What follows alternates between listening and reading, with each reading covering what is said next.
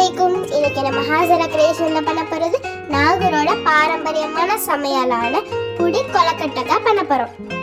இத சில ஊர்ல தக்கடின்னு சொல்லுவாங்க. நம்ம இன்னைக்கு நாகூர் ஸ்டைல்ல எப்படி பண்றதுன்னு பார்க்கலாம். பொதுவா புடி கொலக்கட்டைய ஆட்டுத்தலை, இறால்ல, மட்டன்ல பண்ணுவாங்க. நம்ம இன்னைக்கு ஆட்டுத்தலையும் மட்டனையும் சேர்த்து பண்ண போறோம்.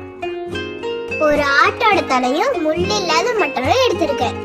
மஞ்சத்தூள் 1 டீஸ்பூன், கரம் மசாலா 1/2 டீஸ்பூன், இஞ்சி பூண்டு பேஸ்ட் 2 டீஸ்பூன், உப்பு தேவையான அளவு. ஆட்டுத்தலை நல்லா மூழ்கிற அளவு தண்ணி ஊற்றி கலந்து விட்டு ப்ரெஷர் குக் பண்ணுங்க.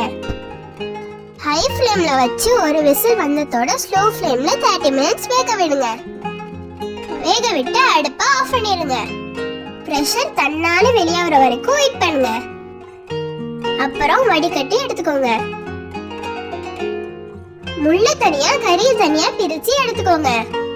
1 கப் துவரம் பருப்பு.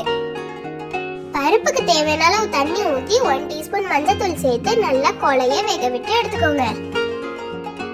மஞ்சத்தூள், மிளகாய்த்தூள், உப்பு, மிளகு ஜீரகத்தூள், 5 மீடியம் சைஸ் வெங்காயம், 2 பட்டை, ரொம்ப இலை கொஞ்சம், 10 பச்சை மிளகா, 3 தக்காளி, 1 மீடியம் சைஸ் கேரட்டையும் குட்டி குட்டியா சாப் பண்ணி வச்சிருக்கோம். 2 சவுச்சவுக்காயை குட்டி குட்டியா சாப் பண்ணி வச்சிருக்கேன். இதுக்கு பதிலா சொரக்காய், பீக்கங்காய் கூட சேர்க்கலாம்.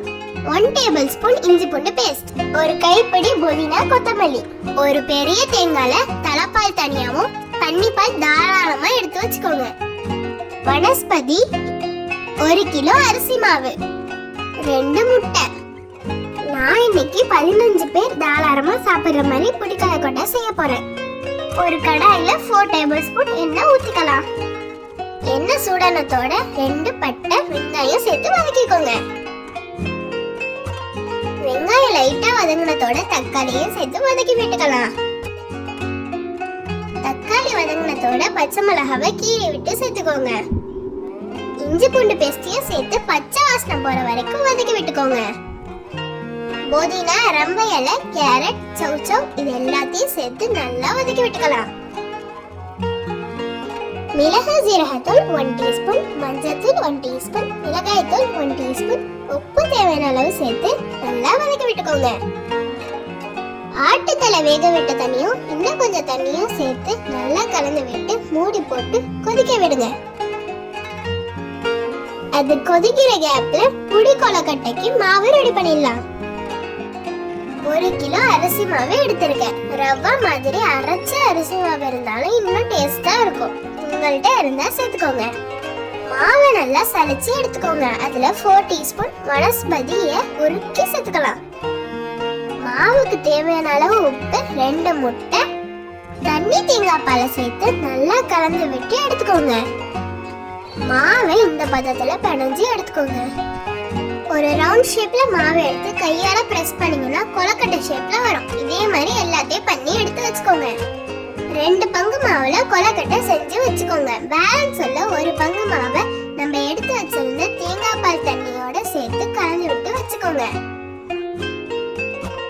நல்லா கொதி வந்ததோட நம்ம செஞ்சு வச்சிருக்க கொலக்கட்டைய ஸ்லோ ஃப்ளேம்ல வச்சு சேர்த்துக்கோங்க. ஒரு பேட்சா சேர்த்துக்கோங்க.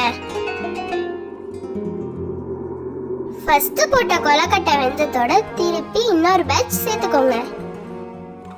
ஸ்லோ ஃப்ளேம்ல வச்சே சேர்த்துக்கோங்க. ஹை ஃப்ளேம்ல வச்சா கொலக்கட்டை கரைஞ்சிடும். வேக வச்ச பருப்பையும் தேங்காய் பாலில் மாவை கலந்து வச்சதையும் கறியையும் சேர்த்து நல்லா கலந்து விட்டு 10 மினிட்ஸ் மூடி போட்டு வேக விடுங்க. உப்பு, உரப்புலாம் கரெக்டா இருக்கான்னு செக் பண்ணிக்கோங்க. 10 மினிட்ஸ்க்கு அப்புறம் தலை தேங்காய் பாலையும் சேர்த்து வேக விடுங்க. 15 மினிட்ஸ் வேக விட்டு எடுத்தீங்கன்னா சுவையான புடி கொலக்கட்டை ரெடி. 2 வெங்காயத்தை கோல்டன் ப்ரௌன் கலர்ல எண்ணெயில போட்டு வதக்கிட்டு மல்லிக்கீரையும் வதக்கிட்டு அந்த தாளிப்பை இதுல சேர்த்து பரிமாறுங்க.